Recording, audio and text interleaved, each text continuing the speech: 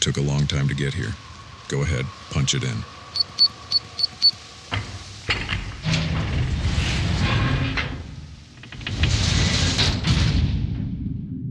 Whoa.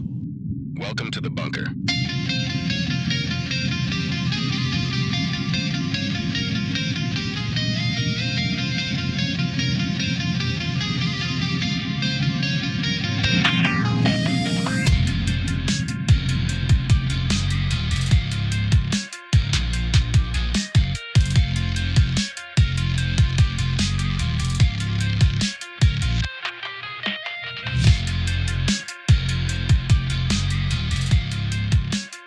Yeah, and I'm sorry for being late. I've been elbows deep in an antique 1959 tractor. Okay, so we got very special guests joining us tonight. The one and only Jason Sparks with the Kentucky Sustainable Living is here with us tonight. Jason is a founding member, director, and primary instructor for Kentucky Sustainable Living, an organization based in Bowling Green, Kentucky. He runs a group alongside co-founder Shelly Randolph. Jason is a treasure trove of homesteading and sustainable living knowledge and is passionate about sharing those skills. Jason, welcome to the show, buddy. Hey, guys. Thanks for having me. Hey, whoever wrote the intro did great. I'm going to have to, save that. So y'all made me sound awesome. Man, it's Keith. He does it, and every time he gets the same thing, man. It's like, wow, you guys. Well, and let me just say, I ran in from, my hands are covered in grease. I ran in here, I wrote one up, and it was awesome. and then I deleted it by accident 5 minutes before I jumped on. And I'm like, oh my God, I got to rewrite that. So I'm trying to think in my head, what did I write? Hey, that's perfect, man. That works for me. So it's believable. So, I mean, I'm tickled with that. But yeah, guys, thanks for having me on. I'm excited to hang out with y'all for a while and talk about the festival, talk about all the fun stuff we've got going on. I mean, it's like every year we add something and we add more stuff every year to Kentucky Sustainable Living. It's crazy how it's growing. Yeah. So did you start this thing? I know I looked online. It said you started around 2019. I'm assuming you've been doing this way longer than 2019, right? Yeah, we originally we started.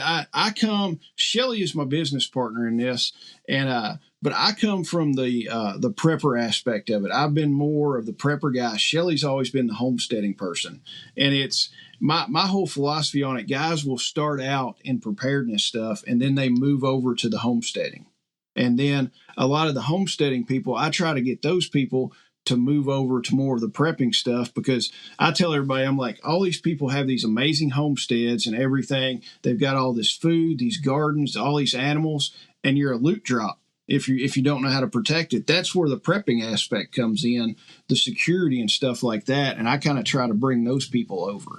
I agree 100%. You've got to have the prepping skills and knowledge to be able to get to the homesteading part. And I did that. I was the preparedness prepper for decades, and then went into homesteading.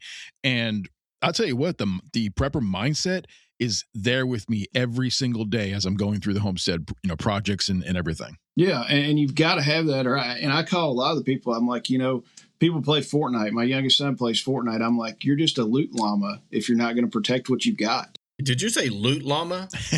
Yeah, that's Fortnite, isn't it? Yeah, I think we need to jot that down. I'm going to borrow that one if you don't mind. Yeah, and now the only reason I know it is because my son plays Fortnite, and I'm just like, he was talking about a loot llama and explained it to me, and I'm like, okay. I was like, we can use this thing. Nice.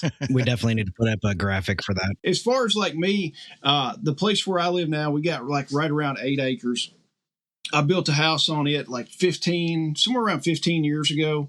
And then I got remarried, and I was like, hey, I told my wife, one day I was like, let's get some chickens. I was like, I'm going to build a chicken coop. And she was like, okay. She was along for the ride. And chickens are the gateway animal to anything. You buy like a dozen chickens, and then 6 months later, you've got 6 pigs, you've got a dozen sheep, and 4 or 5 head of cattle. And you look around, and you're like, what in the hell happened? Oh, yeah. So it started with that. And then I told my wife, I'm like, I really want to raise sheep. I'd had sheep when I was in 4-H. I was like, I want some more sheep. So we got a few sheep, and then we got some livestock guard dogs, and it just keeps going. And one day my buddy called me. He goes, hey, he was like, I had a litter of pigs. He was like, you want some piglets? And I was like, yes, I do. So I told my wife, I was like, hey, we're getting a couple piglets to feed out. And she's like, we're not getting pigs. And I was like, okay, sure. So she went off to work. I went to Tractor Supply and bought fencing, and I started putting fencing up. She came home. She goes, what are you doing? I was like, we're getting pigs. And she was like, no, we're not. And I was like, yeah, we're going here in just a little while to catch these piglets and get them. So then we started down the pig road and fed those jokers out. And after that, it's just been multiplying and adding stuff to the homestead. Now we do a few pigs a year, and then sheep is our main thing. And then we've got a few, we've started our chicken flock back. There was an owl that was running around, and he started picking chickens off left and right. So they'll do that. Oh yeah. So he's been relocated. When the food finally dried up, he was like, I'm out. So I have not seen him in a while. So I'm like, we're going to rebuild the chicken flock now. Then he'll be back. Yeah, we've had some deaths, a lot of deaths over the past 3 weeks. We've had nothing. We've been what do you call it, free ranging all of our chickens, turkeys, guineas for 2 years now with no problems whatsoever. In the last 3 weeks, we have had massive death.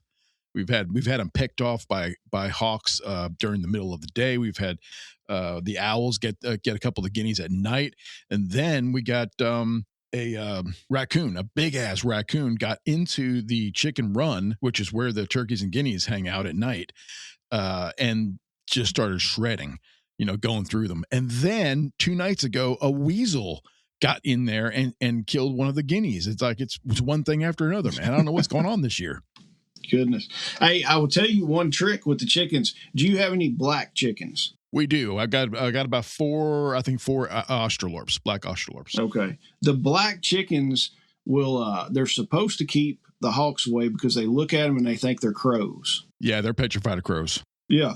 And I tell you what, if you can, get in good favor with the crows and feed the crows will hang around. They won't bother the chickens, but they will flat wear the hawks out and not let them around. My wife Rhonda and we talked about that a couple days ago. She found something where you can actually build something or do something to actually attract crows to your property. You offer them gifts. You offer them shiny objects. No, seriously, you have to build a rapport with them. Is that right? Mm-hmm. Yeah. Yeah, and I've heard that too. Like you can take on a fence post and put like a piece of wood or something and put like some shiny trinkets or something, and they'll come take it, and supposedly they'll bring you gifts back and like trade out with you. Wow. You guys aren't talking about the little people, are you? The little gnomes. I know crows are smart, man. And then not only that, but I think aren't crows the ones you can train them to talk? Like parrots? Yep. I don't know. Yeah, you can.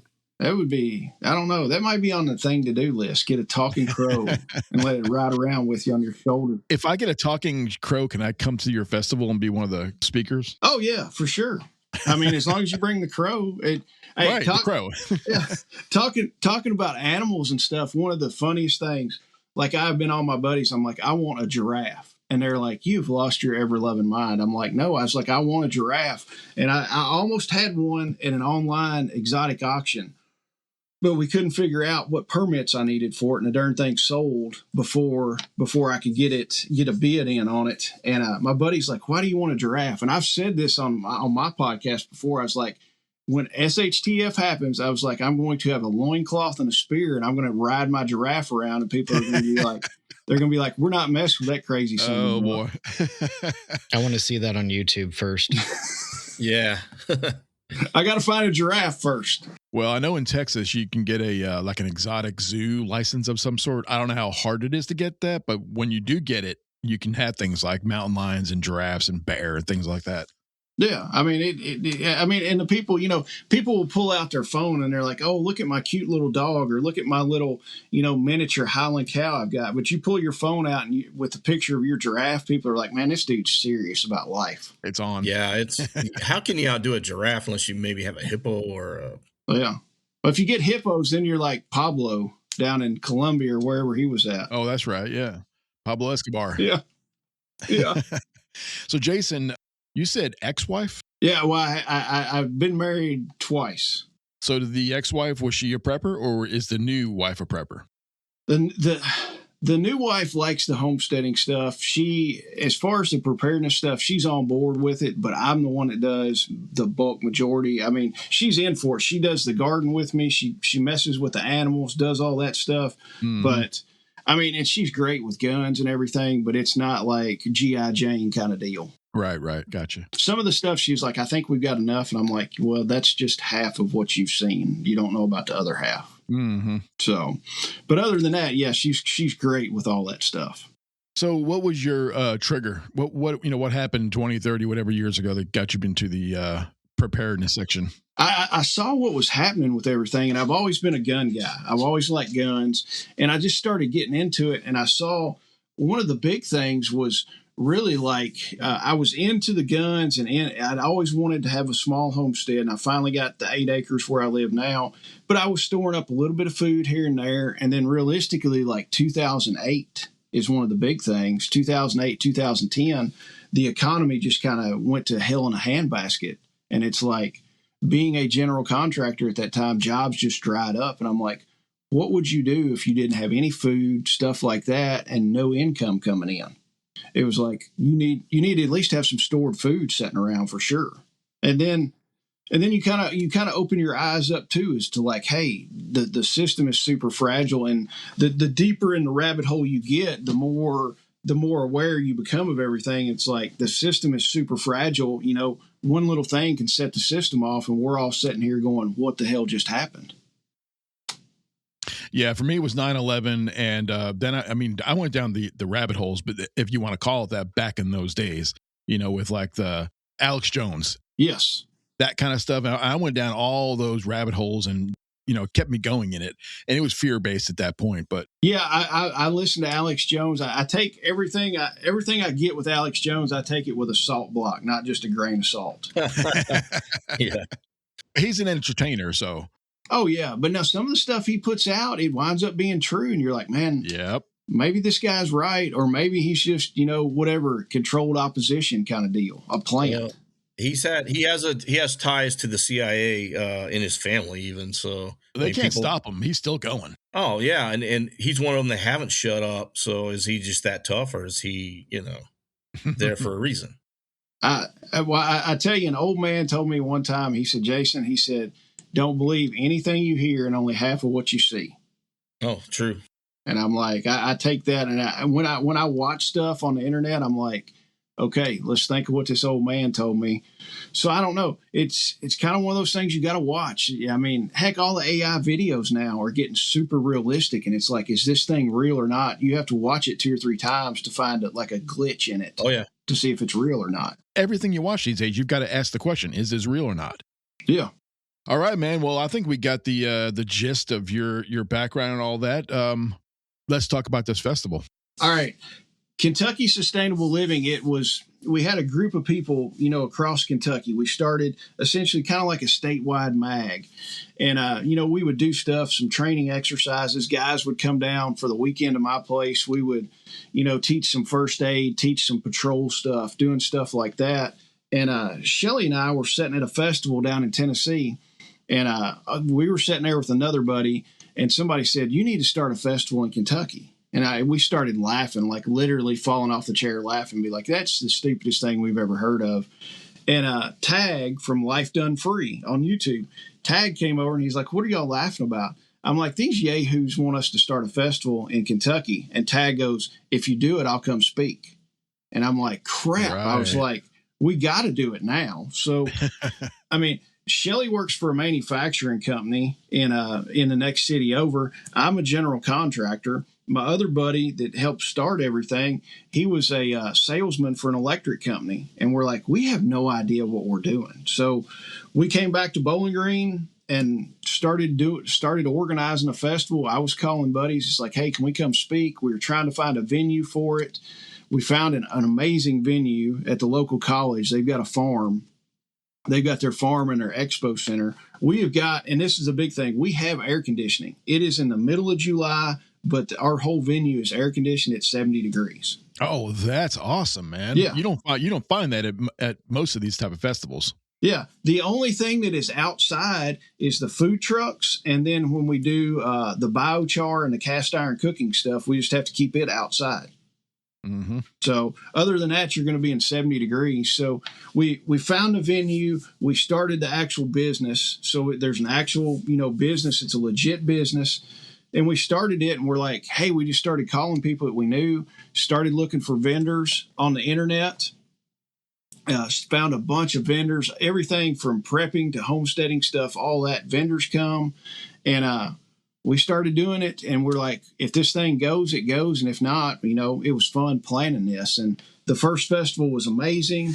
One of my buddies that does a lot of festivals, he told me, he said, if you can get like 200 people in and break even, he said, it's a success. So I was like, okay, we broke even, made a smidge of money, and we had like 300 people show up. And he told me, he's like, that's a success. And I was like, sweet. So we started planning another one. Still didn't know what we were doing, but we just kept planning them. And this is either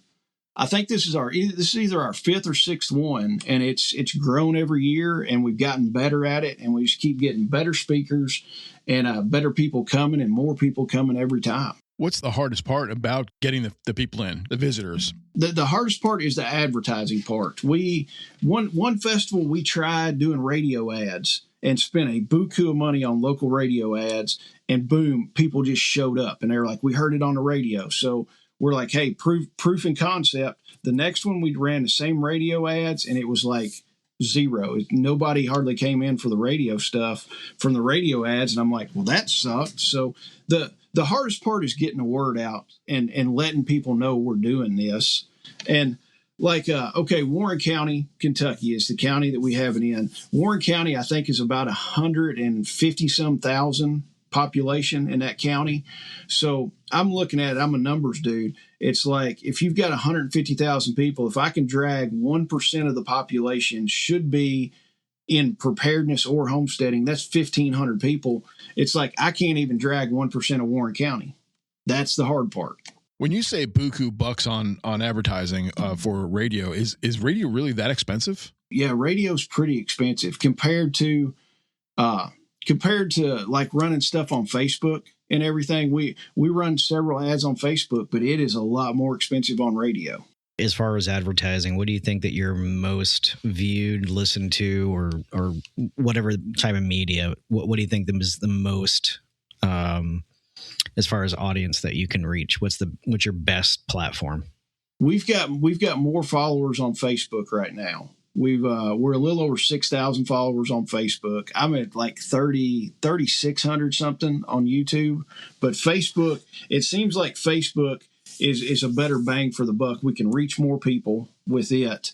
And it seems like we got a lot more interaction on Facebook just because we've got almost twice the followers on Facebook as I do on YouTube. What do you feel like the age group that most follows your stuff? Right around my age right around my age. I'm 48. So I look at the analytics, like the people that follow my Facebook or follow the Facebook and the YouTube, most of that is right in there in that 45 to 55 range. And it goes probably a third of the audience is right around my age, and then another third is above, and then another third's kind of below. So it's split pretty good. We've got some younger people that come. I mean, we've had 25-year-old couples come in. They're like, hey, we're looking for property. We just want to learn some of this stuff, so we know what's going on. When we find property, we can go ahead and be off and running and not just spinning our wheels when we actually get property.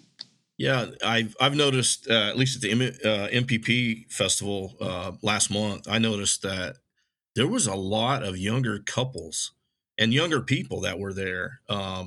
They were just, and they asked great questions, to the speakers and then to just people around, some of the vendors and stuff. And it seems, I was glad to see that there was such, there's younger people and a lot of we had a lot of the older folks as well. I think we could thank COVID for it. I mean, I do, because it opened up the whole prepper, even the homesteading and farming and gardening. But the whole prepper thing really opened up wide when COVID hit. And all these younger people were like, damn, I need to get some food in the cupboard. I need to get something going. This is not right. I'm out of a job right now. So I think the younger generation is in on it now. Yeah, my kids, I never really I was a closet prepper. They saw me, extra food, extra cans of food in the pantry. There was, a couple MREs stuffed away, some extra water and stuff. But, they picked up on their own. Like, hey, we should get some more rice and beans and stuff. I'm like, where'd you hear that? They're like, oh, it's all over, TikTok and all the socials are out there. There's younger people out there preaching it. So I'm glad to see them though. Yeah, and COVID did too, because they looked at the supply chain, and everybody was fighting over toilet paper and that kind of stuff. But if you look at it, like the food supply got super screwy. There were times where you would go in Sam's and like the only thing left there is some kind of nasty looking pink slime meat that you're going to get. And a lot of the younger people are like, man, we need to do something. And some of these younger people, they're out and they're like, hey, even if I've just got like 3 acres, I can have my chickens out there and I can have a small garden and be somewhat self-sufficient that way. Hey guys, it's Jason with Kentucky Sustainable Living. I wanted to let you know about the best homesteading and preparedness festival in the area, honestly. I mean, Kentucky, Tennessee, Alabama, Indiana, wherever. It's the best homesteading and preparedness festival that you will ever come to. It is ours, Kentucky Sustainable Living. It is going to be July 17th, 18th, and 19th, Bowling Green, Kentucky. Get your tickets at the website.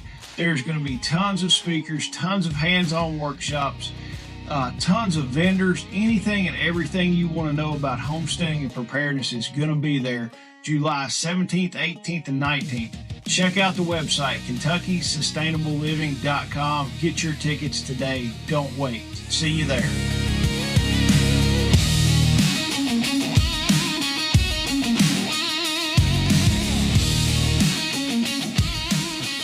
And then also the Instagram, a lot of it has to do, you've seen the whole thing on TikTok, the stay-at-home mom thing, Everybody wants to be a stay-at-home mom and have their chickens and their little milk cow and that kind of stuff.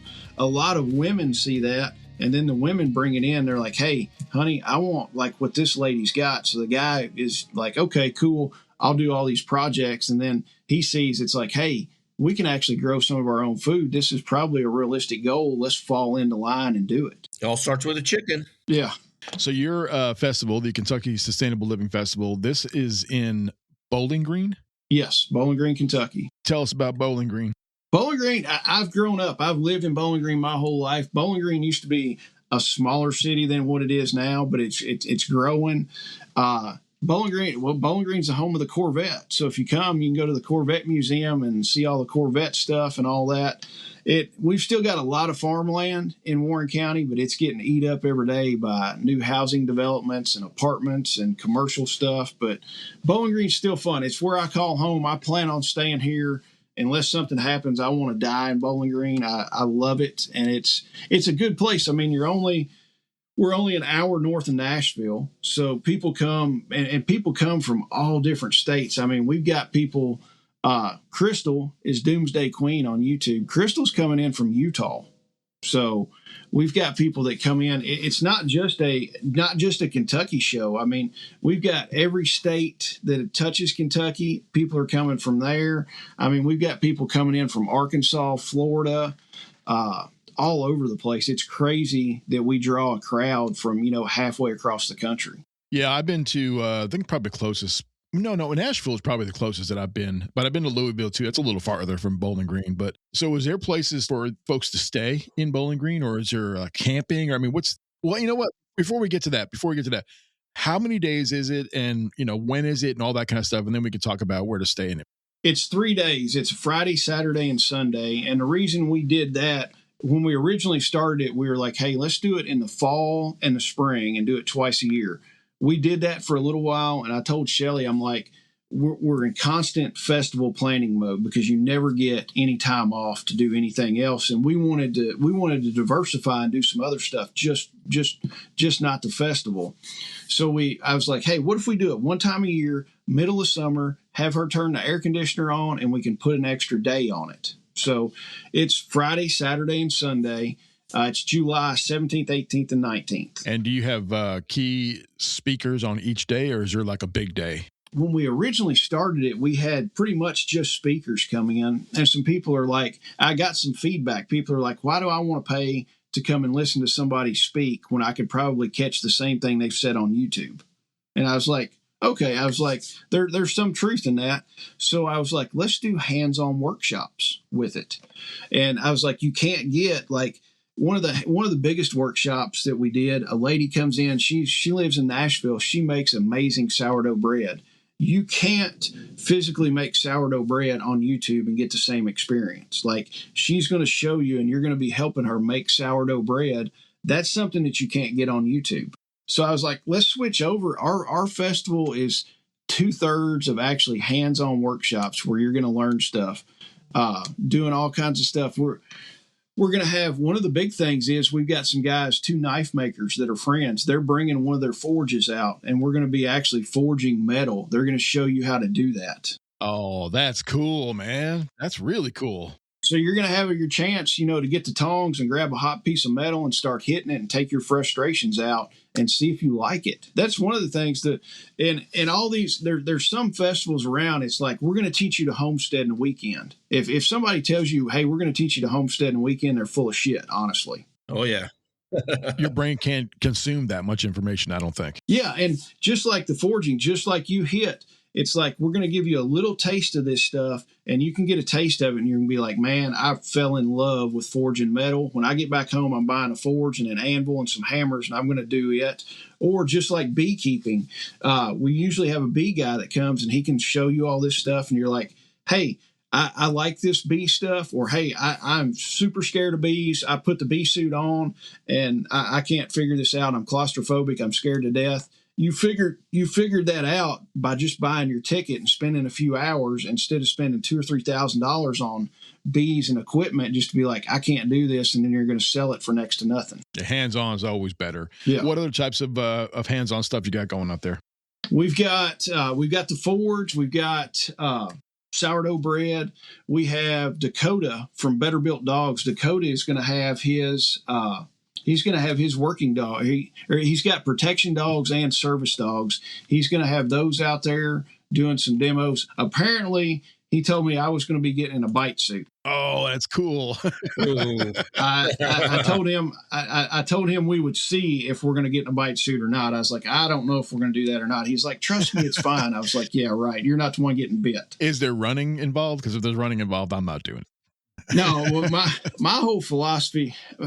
My whole philosophy on running and everything, I told my wife, I was like, first, I was like, that's the reason I carry a gun, so I don't have to run. And I said, second, I was like, that boy's going to have to be awful big. And I said, if I got to run too far, I said, I'm just going to let him whip my butt and be done with it. So who's the queen?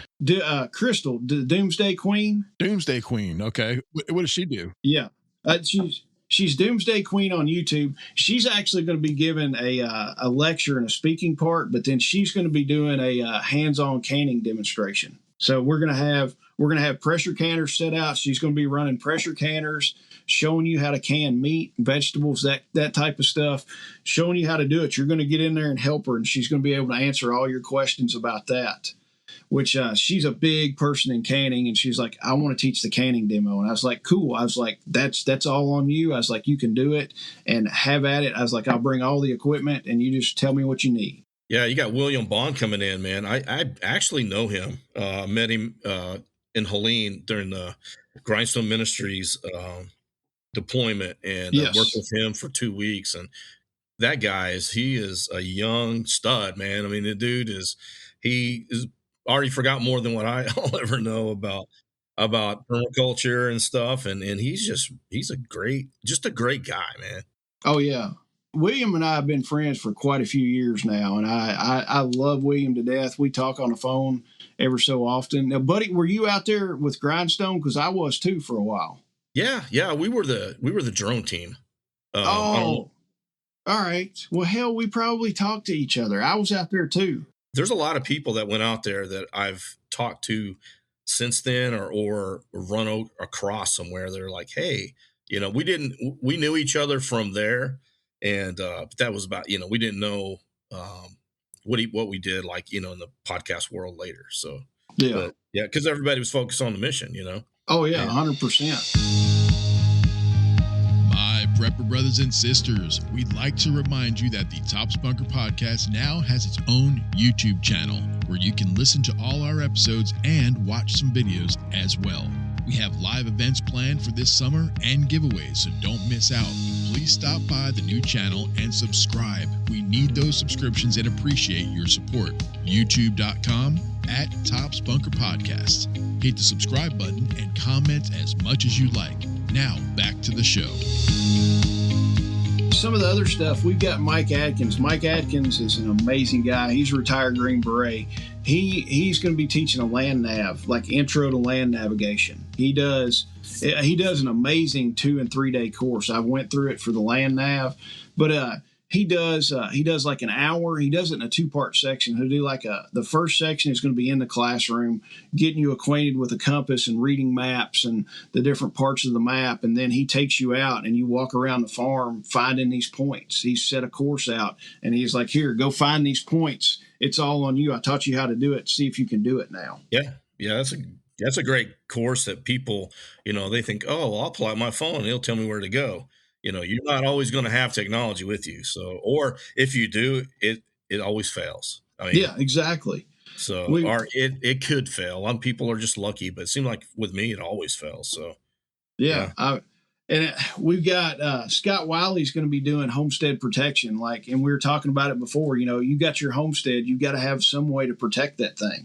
So, is that homestead protection with the dogs? The same guy that does the dogs? No, that's a different guy. Oh, okay. So he's going to be talking. He probably won't talk about dogs. He's going to be talking about AR-15s and maybe claymores, possibly something like that. I don't really know. So no telling with Scott. Yeah, there's tons of different workshops. I mean, I can name off like Sean Patrick Tarot from Mark 37. He does the ghost phones and ghost tablets. The ghost what? Oh yeah. Yeah. They're de-Googled phones and de-Googled tablets and de-Googled laptops. It's pretty much almost off grid as far as you can. I mean, close you can get. I mean, I was kind of on the fence whether I'm going to make it or not because of the distance, and I got some other stuff going on. But yeah, that's some stuff I need to know. Yeah, and then we've got Enos Zook. He's coming in. Enos is a trapper, like professional trapper. That's how he makes his living, is trapping animals. He's gonna be out there to show everybody how to set up snares and traps, that kind of stuff. There's just tons. Like we've got a fermentation workshop going on. Also, one of our girls, she is a master fermenter. She can ferment just about anything. So stuff like that is all, and we've got a lot of stuff dealing with permaculture too. William's going to be talking about permaculture. We've got another guy that's going to show you like how to set your homestead up in a permaculture way. So I noticed you had a UFC fighter. Yes, Pat Milicek is going to be there. He is one of the guys that invented Soil Saviors. He's going to be there talking about his product and how you can improve your soil with their product, and just getting it. It's not all about, everybody wants to go with, hey, we need to get our garden going, and then we just need to throw triple 19 on it, and go to Lowe's, buy the triple 19, throw that stuff on there, and it's going to grow. But it's like, what do you do if you can't get to Lowe's and buy triple 19? It's like you need the soil life and that biology in there, and you don't have to have all these fertilizers if your soil biology is right. Essentially, compost and Soil Saviors can remediate your soil and tie up all these toxins in the soil, and then you don't have to put all this compost and all these inputs. It's like it's all natural stuff. Yeah, Billy Blanks is really good with that, and William too. Both they're Billy Blanks. Oh, did I say Billy Blanks? Is that an inside joke? You gotta tell. You gotta tell. Come on, man. No, it's William Bond's dad's Billy Bonds. So you have to cut that out. But when I say I got Billy Blanks, never mind. He's on my mind for some reason. I don't know. Okay, so I've just got on vacation and I've probably been drinking the whole time, so my liver needs a break. So all right, just give me a break. But switching gears, I noticed you have Jacob Peterson as well, and then you have Britt. Britt's been on our show a few times. She has, yep. Yeah, she's got her whole thing going too. We're gonna bring her on as well. What's Britt doing out there, Jason? She's going to be talking about Brittany's doing like a bunch of stuff. Like she helps us with our social media and our website and everything. And I call her for consultations. She's kind of taking it like a faith-based and family-based approach. It's like, how can you, I told her, I was like, there's so many people that have homesteads and they want to make money off their homestead, which the bad thing is a lot of these homesteaders want to act, they want to live as dirt cheap and as poor as they can. It's like, why do you want to have that poverty mindset? It's like, take your homestead and monetize it and make some stinking money on it. So she's going to talk to these people about how you can get income streams from your homestead, social media, stuff like that. So she's going to talk about kind of setting it up as a business and not just, a hole in the ground that you're throwing money in every year. Man, I love it. That's a great topic. And then Kayla Lynn, are y'all familiar with Tactical Response? James Yeager? I was going to ask you about this because I kind of read that whole thing and I was like, man, it's interesting. That is James's daughter. That Kayla and Heather and Joey are all run Tactical Response now because James passed away several years ago. But Kayla is one of James's daughters. Kayla's going to talk about living the martial life and pretty much like self-awareness and your duty to protect your family.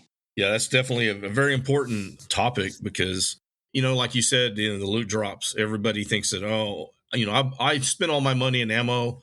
I got a bug out bag. I got ammo, and I'm just going to go take what everybody else has. So people are really waking up to, there's a security element. We've been preaching this for, a couple of years on the show. There's a security element to it, not to be offensive, but be defensive for real. Yeah, exactly. You guys keep saying this term. I'm not familiar. I'm looking it up. Loop drops. What are we talking about when you say that? I mean, seriously, I want to know. I know it's funny, but come on. Isn't that a weird video game reference? Yeah, it's apparently in Fortnite they will drop. It looks like a llama that's like a piñata, and like it'll drop out of the sky, and you go and bust it open, and you get some kind of new special weapons and stuff. Okay, that's why Google doesn't answer me when I say it. I put in what is loot drops, and it's showing me earrings. I'm like, I don't know what are we talking about here, man? Loot drops and shit. So sorry, no. I back to what we were talking about. Go ahead. Oh yeah, and then one of our other speakers is Brian and Susan Dudley. They own S&B Homestead Radio. They specialize in emergency communications. So yeah, that's ham radio stuff and all that. Very important stuff. Yes, and we just got done. Two Saturdays ago, we just got done running an emergency communications workshop here in Bowling Green, and Brian and Susan came up and taught it. We had guys, like literally, some of the guys knew nothing about radio, and some of the guys were like, hey, I've got my tech license. I want to know more. We literally showed these guys how to make jungle antennas and hang them up in the tree and start making contacts with it. Yeah, that's a great class. Great class. Yeah, and then we took two. They were like, well, what if we want to talk regionally? And we're like, hey, we can cover that. We essentially did all the formulas and started cutting wire for the antennas. We cut our right length of wire, put a ballam on it, hooked it to the HF radios, and I was sitting in Bowling Green running off a wire that was like 5 to 6 feet off the ground. And I showed these guys, I'm like, watch the contacts I can make. I talked to a guy in Arkansas, talked to two guys in Mississippi, and talked to a guy in Lexington, Kentucky. And Lexington is about 2.5 hours away driving wise. And were you part of the Amron team? That's all you need. Yeah. Were you part of the Amron team that was at Helene? No. I told them I brought all my gear and everything. And I was like, I've got my general license. We can do all this stuff. And apparently it slipped through the cracks. So I ended up doing some logistics stuff.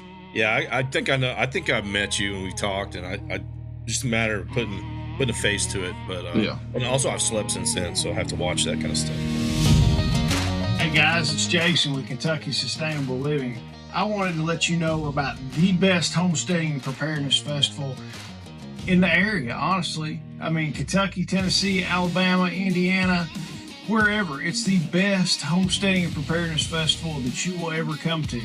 It is ours, Kentucky Sustainable Living. It is going to be July 17th, 18th, and 19th, Bowling Green, Kentucky.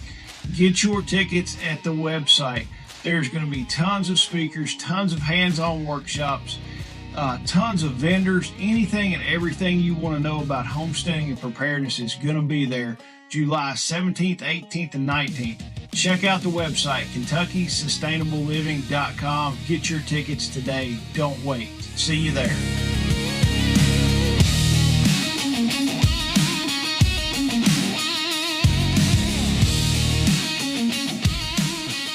So, Jason, are you retired from the work life and you're into this whole other thing now for your job, or do you do both? I do both. I've got two businesses. We run Kentucky Sustainable Living, and then I've got my contracting business also. And it's wear two hats. It's hectic sometimes. So I do my contracting business, and then when I've got extra time and at night, I run KSL and do all the quote fun in air quotes fun stuff with KSL. Mm-hmm. And the Kentucky Sustainable Living, is it more than just the festival? Yes, we started in. We do trauma medicine stuff as far as first aid kits, vehicle medical bags, medical backpacks. We do all that. So we sell all that kind of gear. I just got in with PowerTech flashlights, and I don't know if y'all have used those. Those are some stinking awesome flashlights. Actually, I have one. It was given to me by it's a mutual friend of ours, both. And oh my God, those are powerful, man. The lumens that you get out of them, they're crazy. Yeah. I mean, like the EDC, they sent me an EDC flashlight. It's the Valor model. Yeah. And it's a little bit bigger than what I wanted, but I've got it in my pocket right now, sitting in a chair, and you can't even tell it's in your pocket. But it's like, I think it's on high, it's 800 lumens. And to me, it's better than than my old. I carry Surefires because I got them for free in the military when I was in. But they're all maybe 10, 15 years old now. They could be approaching 20. I don't know, but that one, man, it outperforms them big time. And I keep it in my daily, get home bag or whatever that I keep on me pretty much all the time. And just because it charges. I can charge it with my solar charger that I carry with me and stuff and blah, blah, blah. But, man, it's just a fabulous flashlight for sure. So you got a shop where you sell this stuff like online? We do everything online, and it's all that is all on the same website for the festival. It's all together. We've got it's on Shopify, so it's Shopify website. Okay. Yeah. So we got that. We got the medical gear. We've got the PowerTech flashlights. We sell a few programmed radios as far as like your amateur radios. We'll sell those and program them and then do a consultation with you with it. And some people look at the price and they're like, holy crap, I can get it cheaper on Amazon. I'm like, yes, you can get it cheaper on Amazon, but it's not going to come programmed from Amazon, and you're not getting a video consultation after you purchase it and get it. So that's what we throw in with it. Yeah. We try to teach classes. Some people think they can just watch the video and figure it out, but for some reason, when people get the Baofeng in their hand, they freak out. It's just automatic. They get intimidated by the little thing. No, look, if you're going to do a video course, a real video course for the Baofeng or any of those types of radios, it can't just be a class. It has to be. It has to be multiple videos. It has to be like, how to turn it on. What are these buttons? It's got to, because I'm that way. I got to do hands on. Like I sat with Jeremy for 45 minutes and he taught me some stuff over the phone. I forgot everything. That makes me feel bad. It's tangible like anything else, man. It's a skill that, and I've taught classes on the Baofeng, and I still forget stuff. There's times where I'm like, what? Jay will tell me to do something. I'm like, do what? I think when it comes to that, the three biggest things that a person can learn how to do with the Baofeng or really any kind of radio is learn how to manually program it or manually input your channels, how to talk properly on a radio regardless of how it is or who it is that you're talking to, and how to make an antenna that fits within the frequency range that you're using. Those three biggest things are going to be your basics that everybody needs to learn, because a lot of people buy a Baofeng, they'll buy a radio, and then they'll buy the antenna or whatever, and they think that they're just going to talk to space, and they don't even realize that the antenna that they're using doesn't work within the range that they're trying to operate in. Yeah, and we do a lot of other stuff in between the festival. I mean, we're doing a lot more training stuff. We're doing our tactical medicine stuff. We call it it's the TMC level 1. It's trauma management course. It's tourniquets, chest seals, wound packing, treating for shock, pretty much covering the whole March algorithm. That's like the level 1. We're teaching that. We're teaching one of those classes on Thursday before the festival. So you can get tickets at the website for it. We try to keep it reasonably affordable. It's $200 for an 8-hour trauma medicine class. And do you come out nearly an expert? You can keep somebody alive. We've got the guys that are teaching it. One of the guys that's teaching it, typically I'm one of the instructors for it, but Thursday, everybody's setting up for the festival, and I'm like, I can't commit on teaching that class. So one of our other instructors used to be an 18 Delta in the Green Berets, so he's one of my instructors that helps. And then Mike Adkins is another retired Green Beret, and I conned Mike. I was like, Mike, can you step in for me? And he's like, heck yeah, I'll do it. He said, I love teaching this stuff. So you're going to get 2 former Green Berets that are going to teach you how to not die until EMS gets there. All right, so let's talk skinny here. What's all this festival stuff going to cost me? It's $45 for 3 days. And you pay one price? You pay one price. The trauma management class is separate. So yeah. That was on Thursday. Yeah. It's $45 for Friday, Saturday, and Sunday, and kids 17 and under get in free. And when you're in there, you get to go to all of these different things, and it's all part. Oh wow! Yeah, everything you get access to the whole vendor area with all our vendors. I think we've got 52 vendor spots right now that are signed up and ready to go. You get access to all the vendors, all the workshops, and all the speakers, the food trucks, and everything for $45 for all 3 days. That's a pretty good bargain. And obviously you'll want to bring money for the food trucks and for the vendor area as well. Yeah. To get in there and stay all 3 days and see all that stuff is $45. Honestly, I try to keep it as affordable as I can, just because I want as many people to be exposed to this as you can. And I mean, the economy's crap right now. No matter what no matter what they say on Fox News and everything else, the economy's in the crapper. And it's like, I want to keep this thing as affordable as I can. I would rather have 1,000 people come through at $45 than have 500 come through at $100 a head. We're talking about the price of a couple of large pizzas, these days. That's really good pricing. What was the other thing I wanted to, okay. So for out of town folks, can they stay there where the festival is or someplace nearby? I think there's about 10 or 15 RV spots left that you can reserve, and you can reserve those on the website. They are a paid spot because Western charges us for those, because they've got electric and water hookup on those. So you can pull your RV in, pull in an RV spot as long as you've reserved it, and stay there for the weekend. There is no tent camping. Western won't allow tent camping, but there's a KOA campgrounds that's like 5 miles away, and there's a couple other campgrounds that are within 10 to 12 miles away that people can camp at. And hotels are not a problem. Bowling Green has I don't even know how many hotels, but you will not have a problem finding a hotel room for that week. And those the RV area, that's at the actual festival, right? Yes, there? That is actually distance? Yeah, that's on the same property.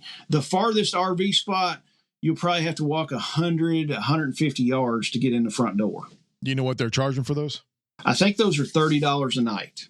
That's not bad. That's really good. And they don't have any sewer hookups, but right inside the building, they have a shower facility and bathroom facility that you can use. Okay. If you were only able to make one day, what's the day? And I hate saying that, but there's a day. What's the day? Oh, I know it. I'll tell you what, the last year was the first time we did it for 3 days, and one time a year.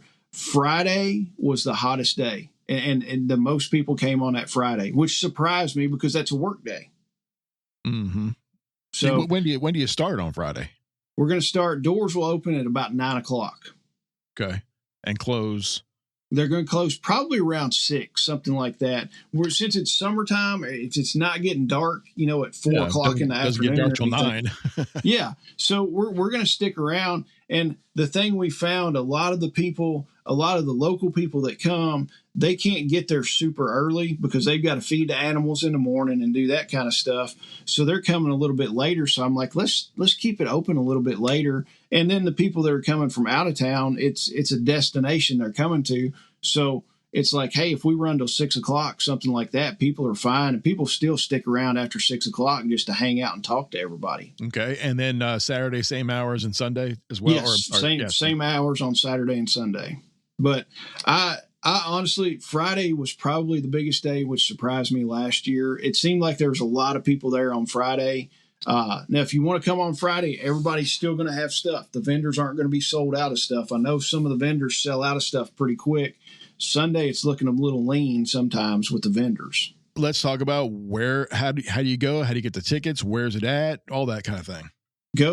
If you go to the website, the main homepage on the website, there is a drop-down menu that says festival information. Click it, and it has everything there for you. If you click it and click on the festival, it will show you there's a spot for all our speakers. There's another spot for our workshop, and then it's got a couple pictures for like the vendors and stuff like that. So and then there's tons of pictures, pictures from previous festivals. I mean, there's pictures of, just action pictures of what's going on. We've got guys. Another thing we're going to be doing for the workshops is chicken processing. That's a good one. So we're going to be processing chickens. So if you've never done a chicken, if you get up there and ask the guys to be like, hey, I want to process a chicken. We're going to have chickens. And if you want to do it, you can get your hands dirty and process a chicken from start to finish and see if you like it. A lot of people want to raise chickens, but they don't realize that there's a point where you have to, kill it. Yeah. And that's not easy sometimes. I mean, I did a bunch of mine this year by myself. I learned on the Google, but I can see where people would be, some people might not be able to handle that. Oh yeah. And it's funny. We do after the festival, and most of the time we'll do a chicken processing class a couple times a year. We'll do it in the spring and the fall before it gets super, super warm. We'll do it. And then we also do lamb processing. We'll process lambs when it's cold, and then we'll do pig processing. And we have those workshops. People can pay and come to that. Typically it's a 1-day workshop. And we've had people come in that have never processed an animal before. And at the end of it, they're like, I feel pretty confident that I could do this myself at the end of the day. So we did it's about a month ago, we did a sheep processing class. We killed 2 sheep, and these people had never done it before. And we spent, it was a full 8 to 9 hours. And those sheep were alive in the morning, breathing. And at the end of the day, they were in vacuum sealed bags ready to go in the freezer. And I asked the people, I'm like, how confident do you feel doing this? And everybody was like, one lady told me she was single. She said, if I had somebody to help me, she said, I feel pretty confident I could get that thing done and in the freezer. Full harvest. Nice. Yeah. What else about the festival do you want to talk about? Do you want to maybe some finishing things? Well, one of the big things is, and this goes along with any event that you plan, is if you plan on coming, get your tickets as soon as possible. That just helps us plan, for the infrastructure we need and stuff like that. And it's just easy for planning. It's just like if you're going to have somebody over for dinner, you want everybody to RSVP so you don't have, 1 million pounds of food waiting and then there's just 10 people that show up. It helps for planning if you can purchase your tickets ahead of time. Yeah, it's good to know. Do you have a podcast or a YouTube channel or anything like that you also do? Yes, I've got my YouTube channel. It's under the same name. It's Kentucky Sustainable Living. I do a morning show. I do a morning show on Tuesday mornings and Friday mornings at 8 a.m. Central. Live? Yeah, I do it live. Okay. Wow. And typically I talk about what's going on the homestead, the business, if we got new products, anything like that, talk about that. And then usually I pick a topic. This morning I did 10. The topic for this morning was 10 foods not to store in Mylar bags. How does your turnout come on those shows? It does pretty good. It seems and I'll tell you, the winter time is better because at 8:00 in the morning, most people are already out in their gardens and doing stuff. So summertime, it drops a little bit, the live attendance, but the views are still, after it's done processing on YouTube and everything, and it's not live, I'm still getting the same amount of views on it. So that's a YouTube channel. Do you also do a podcast, or is that the podcast on the YouTube channel? That's the podcast. Typically Shelly and I have been doing on Wednesday nights. Dang, man, that was a big clap of thunder. It sure was. I heard it. Wow. I jumped on that one, guys. But yeah, typically Shelly and I have been doing a Wednesday night show, and we've just been interviewing the speakers and the people that are doing the workshops. So we've been doing it on Wednesday nights. We've been doing it at 8:00 Central Time. Well, man, I'll tell you what, Jason Sparks, there's a lot. There's a lot there you talked about, man. I appreciate that. Hey, I appreciate y'all having me on. Oh, anytime. The Kentucky Sustainable Living Festival. It's in Bowling Green, Kentucky, and it is when? It is July 17th, 18th, and 19th. Oh, it's coming up. That's a month away. Yep. My prepper brothers and sisters, if you have an idea for a show topic or would like to be on the show as our guest, email shtf@topsbunker.com, website topsbunker.com, YouTube Tops Bunker podcast channel, and SpeakPipe, speakpipe.com/tops. Thank you so much for joining us tonight, and remember, stay prepped, stay happy. Thanks for listening, and good night.